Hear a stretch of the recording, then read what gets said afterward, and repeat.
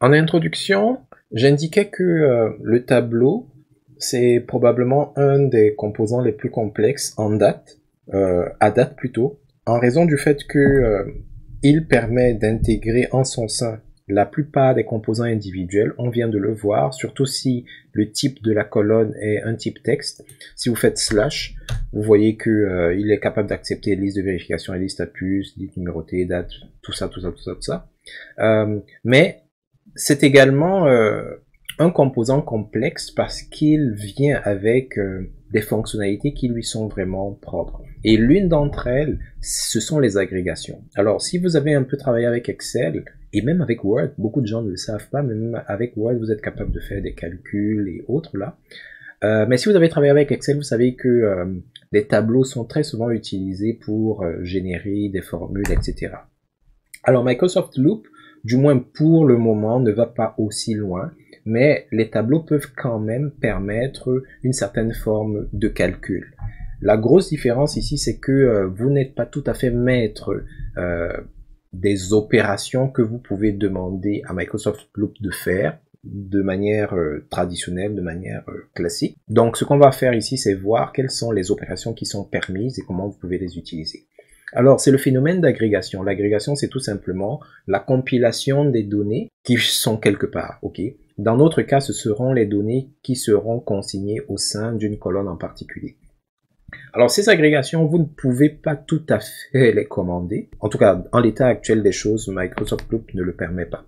Ce sont des agrégations qui vont apparaître toutes seules lorsque la situation va l'exiger. Donc, voici un tableau. Mais permettez-moi de créer un autre tableau ici, juste pour illustrer mon point, donc slash tableau.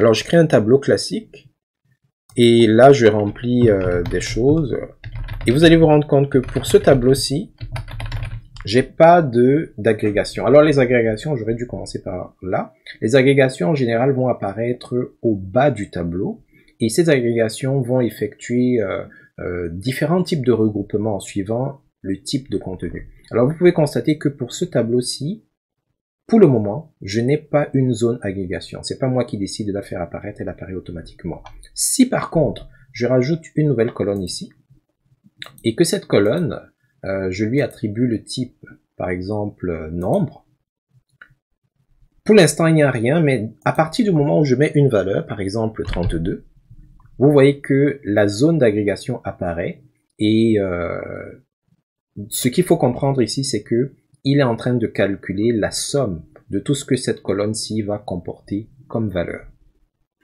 Alors, si on revient ici, là, vous comprendrez donc que ce ne sont pas tous les champs qui vont déclencher la zone d'agrégation, premièrement. Et deuxièmement, même lorsque vous avez des champs qui peuvent déclencher la zone d'agrégation n'apparaît que si au moins une valeur est consignée dans un de ces champs-là. Alors, quels sont les champs qui peuvent déclencher de l'agrégation? Nous avons les champs de type numérique, les champs de type étiquette. Oups, excusez-moi. Les champs de type étiquette, donc je peux prendre à peu près n'importe quelle étiquette là. Voilà. Très bien.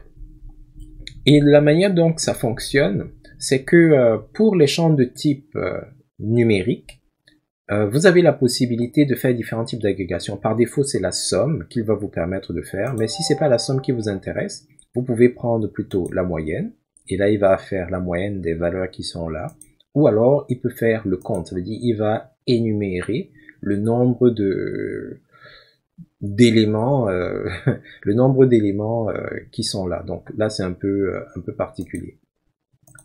Donc ici au niveau plutôt des listes déroulantes, au niveau des étiquettes, ce qu'il va faire c'est compter. Il va compter le nombre d'éléments. Donc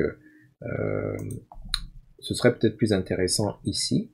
Ici j'ai progression, donc ici je vais mettre en cours, là je vais mettre terminé, là je vais même mettre encore en cours, là je vais mettre hors piste, là je vais mettre non commencé, et là je vais mettre hors piste. Donc ici il va compter le nombre d'éléments pour chaque type de valeur qu'on a.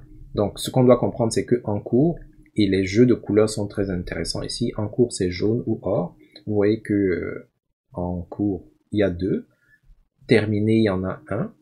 Or, puis s'il y en a deux, non commencé, il y en a un. C'est donc vraiment un décompte qu'il effectue des différentes valeurs.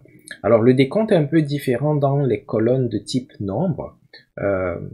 Si je prends ici compte, ce qu'il compte en fait, c'est le nombre de valeurs non nulles qui existent. Alors ici, nous avons deux enregistrements, le premier et le deuxième, et dans ces deux enregistrements, dans un de ces enregistrements, on a une valeur, et dans l'autre, on n'en a pas. Donc, il compte qu'il y a une seule valeur dans la colonne 3 en ce moment. Si je rajoute une autre valeur ici, par exemple 45, ce qu'il faut comprendre ici, c'est qu'il y a deux valeurs dans cette colonne-ci.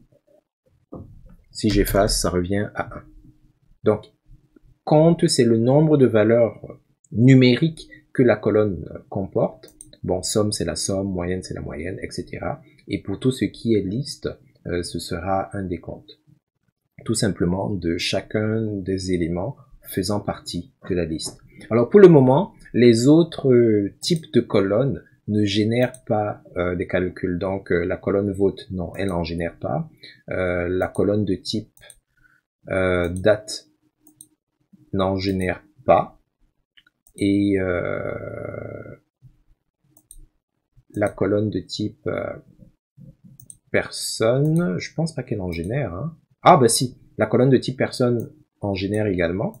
Donc ici, c'est exactement le même système que pour les listes déroulantes ou les étiquettes. C'est-à-dire que ça va compter, ça va regrouper, oui, ça va compter le nombre d'instances pour chaque valeur de la liste qui est disponible.